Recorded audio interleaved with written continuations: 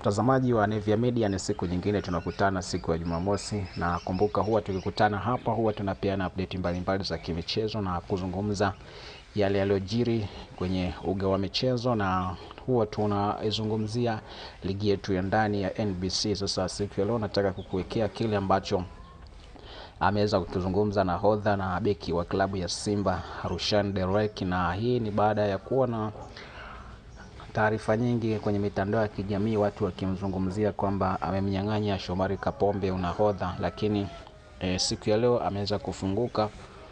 Wakati alipokuwa anafanya mahojiano aliweza kufunguka mengi, lakini kabla sijakuwekea kile ambacho aliweza kukizungumza Rushan De Reuck, kama ndo mara ya kwanza unaitembelea channel yetu ya Nevia Media, ni kuombe tu usubscribe kwa kugusa maandishi ambayo unaona yako chini ya video hii ambayo unaitazama, yameandikwa subscribe. Yabonyeze hayo maandishi yaliandikwa subscribe. Ukishabonyeza maandishi basi utakuwa umesha subscribe na utajihakikishia kwamba wewe tayari umeshakuwa ni miongoni mwa wanafamilia wa Nevia Media, na tunapopandisha story zetu basi unakuwa ni mtu wa kwanza kuzitazama. Pia unaweza ukalike, ukashare na ukacomment. Ukifanya hivyo basi utakuwa umetupa support ya nguvu sana wewe mtazamaji na mfuatiliaji wa Nevia Media. Kama nilivyokuambia hapo awali, siku ya leo tunaenda kutazama kile ambacho ameweza kukizungumza nahodha na beki wa klabu ya Simba Rushan De Reuck, kwamba nahodha na beki wa klabu ya Simba Rushan De Reuck ameweka wazi kuwa sababu ya umri wake pamoja na uzoefu mkubwa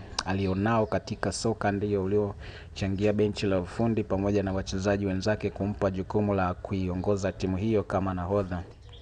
Kauli hiyo ya De Reuck imekuja kufuatia kuwepo kwa maneno mitaani na kwenye mitandao ya kijamii kuwa beki huyo raia wa Afrika Kusini amepewa kitambaa cha unahodha baada ya kudaiwa kupokonywa aliyekuwa nahodha Shomari Kapombe. Akizungumza suala hilo, De Reuck amesema anajisikia vizuri kupewa jukumu la kuiongoza Simba Sport Club, ingawa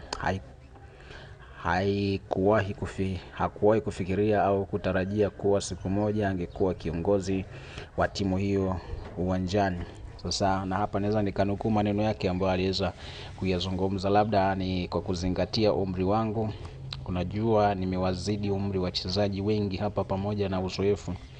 Mimi sikulazimisha, nilipewa na nikapokea, kwa sababu ndani ya timu hii kuna wachezaji wengi wazuri ambao wamekaa muda mrefu kama Shomari Kapombe, Clatous Chota Chama, wote wameridhia mimi kuwa kiongozi wao. Aliyasema hayo Rushan De Reuck ambao ni nahodha wa Simba Sport Club. De Reuck ameongeza kuwa hata hivyo aliyekuwa kocha wa Simba Sport Club Fadlu Davis alipomleta ndani ya kikosi hicho alimueleza kuwa angekuwa nahodha, jambo ambalo amesema ni heshima kubwa kwake kujiunga na klabu kubwa kama Simba Sport Club na kupewa jukumu la uongozi.